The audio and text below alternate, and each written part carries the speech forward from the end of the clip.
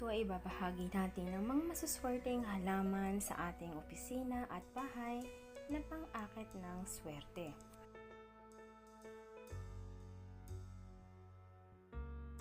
Number 1. Rose flower or rosas. Katutubo ito sa Asya.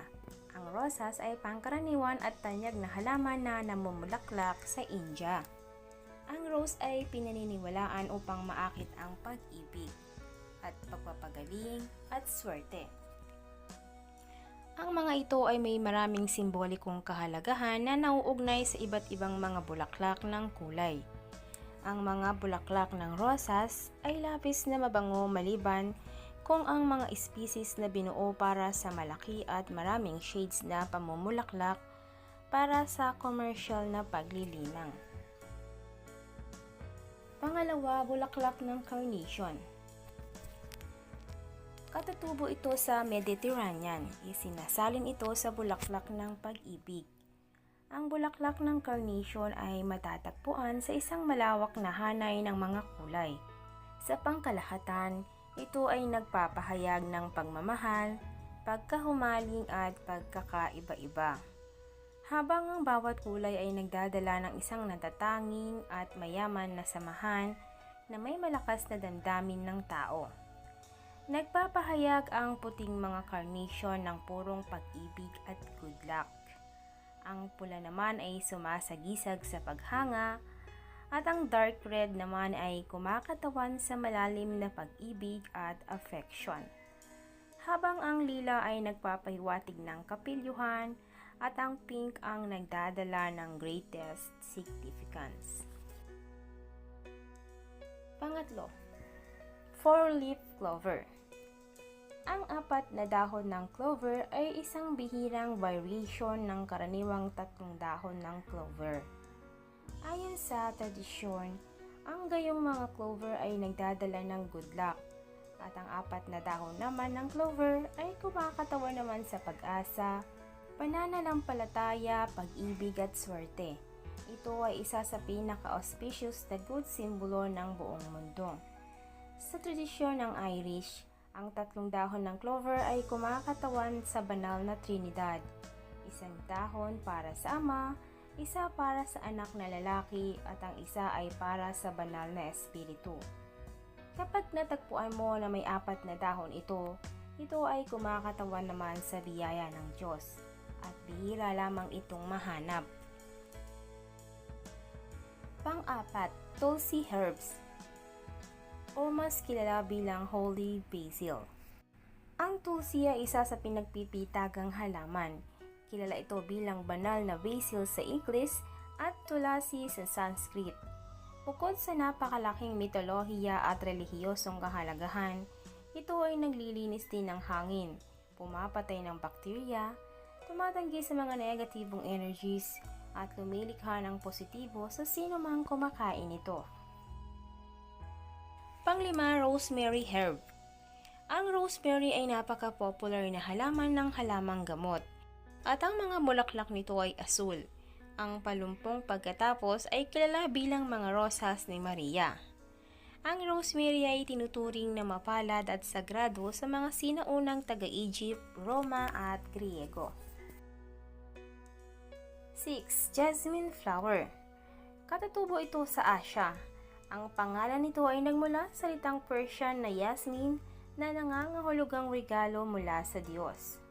Ang jasmine ay isa sa pinakatanyag na bulaklak sa India na kung saan ay karaniwang ginagamit ito para sa pagsamba sa Lord Shiva at iba pang mga Diyos.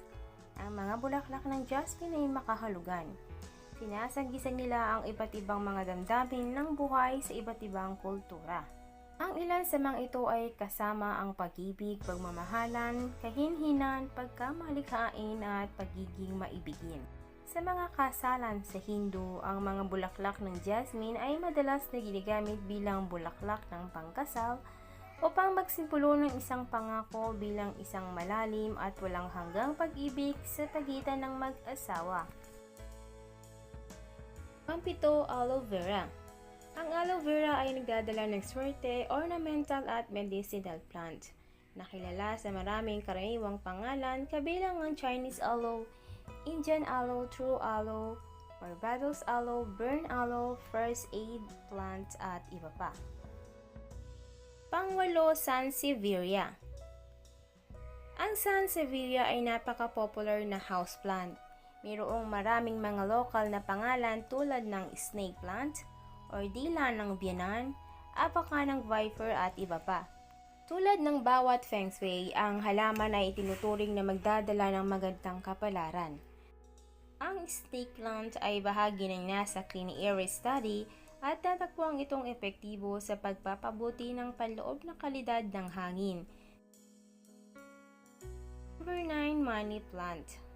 Ang Crassula ay pinakapaboritong halaman ng feng shui na kilala upang maakit ang pera at maswerte habang lumalaki ito. Tulad ng bawat feng shui, ang mga halaman na may bilog or makinis na mga dahon or canopy at mga dahon na pinalulumpunan ng mas matataas na bilang ng mga dahon ang itinuturing na pinakamahusay. Number 10, money tree. Si Pachira ay tanyag na feng shui na halaman na tagadala ng swerte na kilala upang makaakit ng pera. Number 11, lucky bamboo. Ito ay isang simbolo ng magandang kapalaran sa kulturang Asya mula pa higit na 5,000 taon. Ang lucky bamboo ay pinaniniwalaan din na magdadala ng pagkakaisa sa 5 elemento ng feng shui, ang tubig, fire, earth, kahoy at metal para sa isang positibong karanasan sa buhay. Number 12, peace lily. Ang peace lily ay itinuturing na isang halaman ng kapalaran sa feng shui. Ito ay napakahusay na halaman sa mga tuntunin ng detoxifying air dahil nililinis nito ang lahat ng mga uri ng mga kontaminadong pangkapaligiran kabilang ang benzene at formaldehyde. At ang panghuli, ang golden photos. Ang golden photos ay napakatanyag sa India. Ang halaman ay may makintab na mga dahon na hugis puso sa iba't ibang shades ng berde na may ilang paniniwala na uugnay sa kanila. Ang money tree ay pinaniniwalaan na magdadala ng magandang kapalaran, kaligayahan at kasaganahan, tulad ng bawat feng shui na kilala na magdadala ng yaman.